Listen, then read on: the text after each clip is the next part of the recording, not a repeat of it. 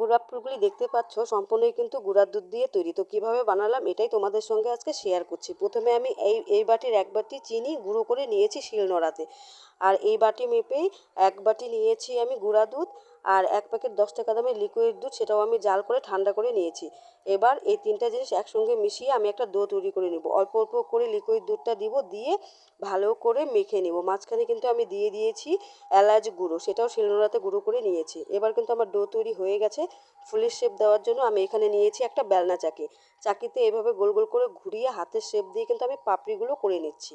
এভাবে 4টা 5টা করে দিয়ে দিয়ে পেঁচিয়ে আমি কিন্তু ফুলটা বানিয়ে নেব। তোমরা চাইলে আরও বেশিও দিতে পারো। তো এটা কিন্তু এমনিই খাওয়া যাবে, এটা কিন্তু ভাজতেও হবে না বা দুধ দিয়ে জাল করতেও হবে না, এমনিতেই সন্দেশের মতো খাওয়া যাবে।